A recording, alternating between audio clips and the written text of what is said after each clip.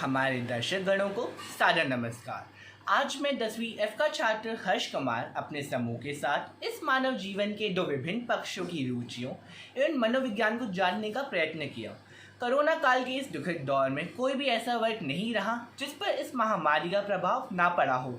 बस इसी प्रसंग को मूल विषय बनाकर मैंने और मेरी टोली ने दो विभिन्न आयु वर्गों के मनोविज्ञान को जानने का सफल प्रयास किया। बच्चों का नटखटपन एवं युवकों की सूझबूझ को दर्शाते हुए मेरी टोली ने दो विभिन्न आयु वर्गों का साक्षात्कार लिया। आइए जिंदगी के इन दो महत्वपूर्ण पक्षों को और गहराई से समझते हैं। नमस्कार, आज मैं सेजल विज आपसे लॉकडाउन से संबंधी बातें करूंगी। आज हमारे साथ बाल्य अवस्था का प्रतिनिधित्व करते हुए मेरी छोटी बहन जुड़ेंगी।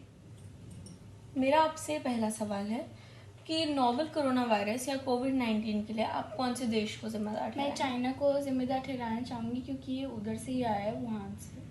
आपका ये लॉकडाउन कैसा बीता? क्या ये बुरा था या अच्छा था? ये लॉकडाउन मेरे लिए अच्छा भी बीता, बुरा भी बीता। अच्छा इसलिए बीता क्योंकि हमें अपने परिवार के साथ समय बिताने का मौका मिला। हमने उनके साथ बहुत खेल भी खेले। और बुरा इसलिए बीता क्योंकि हम अपने दोस्तों से नहीं मिल पा रहे थे और रिलेटिव से भी नहीं मिल पा रहे थे। अगला सवाल, स्कूल खुलना सही है क्या? मतलब ये जो बात चल रही है कि लोग विद्यालय खोलेंगे, सरकार ने बात छेड़ी जुलाई में कि अब विद्यालय खोले जाएंगे, तो आपको क्या लगता है ये सही है या गलत है?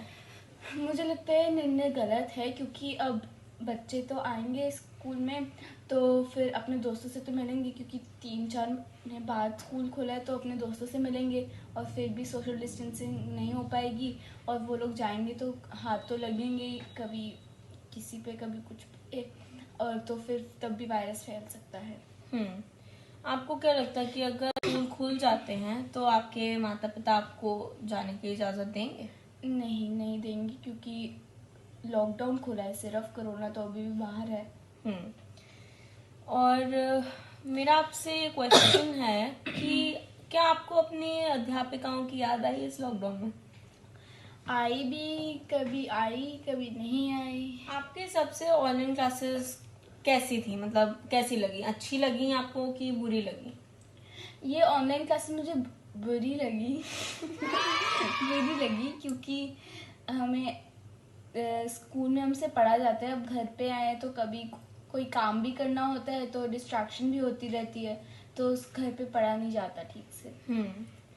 और एक लास्ट सवाल आपसे कि आपका पसंदीदा भोजन जो आप लॉकडाउन में नहीं कर पाई वो क्या था? जो मेरा पसंदीदा भोजन था वो गोलगप्पे थे। तो लॉकडाउन खुलते ही ये समझा जाए कि आप गोलगप्पे खाने चली जाएंगी और छोले भटूरे पाव भाजी को इग्नोर करेंगी? जी हाँ, क्योंकि छोले भटूरे और पाव भाजी इसलिए इग्नोर करूँगी क्योंकि घर पे तो बन चुके हैं तो मन नहीं करेगा खाने का, और गोलगप्पे ज़्यादा।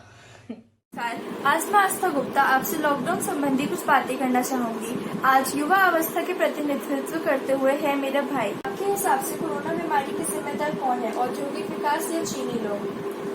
मैं कोरोना महामारी का जिम्मेदार औद्योगिक विकास और चीनी लोगों के खान पान की आदतों को ठहराता हूँ। प्रकृति की भी एक सीमा होती है, लेकिन जब इंसान उस सीमा का उल्लंघन कर पृथ्वी पर रोड़ा फेंकता है तब प्रकृति उसका प्रतिशोध कोरोना जैसी महामारियां फैला कर लेती है।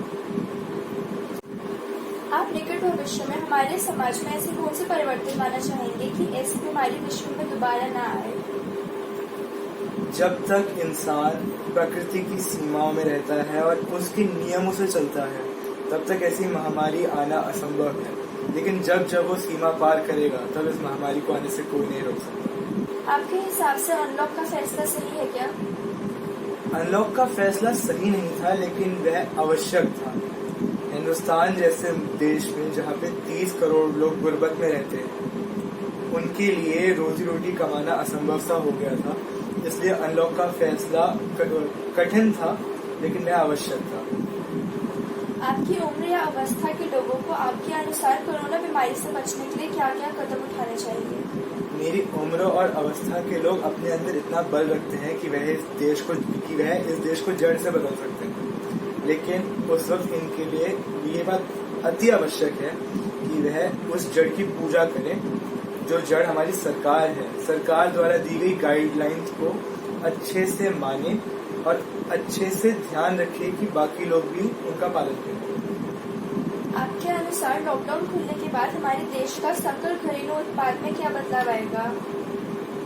हमारा देश कृषि कल्याण देश है। हमारी हर पॉलिसी और स्कीम हमारे किसानों के लिए बनती है। तो मेरे अनुसार कोरोना महामारी का भारत पे उतना असर नहीं आएगा जितना वह पहली विश्व देशों में आएगा, अमेरिका, रूस जैसे, क्योंकि हमारा देश कृषि देश है और हमारा देश एग्रीकल्चर सेक्टर पर चलता है, जिसे कोरोना महामारी से उतना फर्क नहीं है।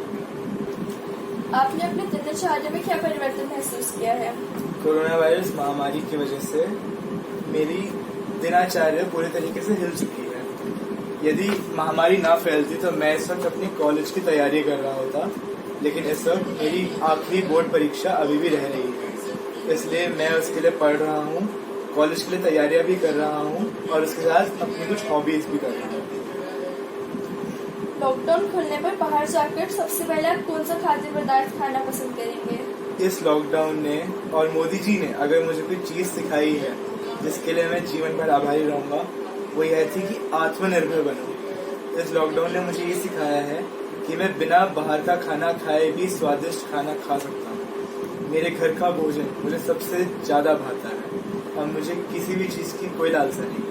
जैसे रोशनी के बिना सूर्य अधूरा है, उसी प्रकार अच्छे, मेहनती एवं समझदार कार्यकर्ताओं के बिना ये प्रस्तुति फीकी पड़ सकती थी। अतः अंत में मैं आस्था, सेजल, कुशल एवं ऋषित का धन्यवाद अदा करते हुए आपके और आपके परिवार के अच्छे स्वास्थ्य की कामना करता हूँ। धन्यवाद।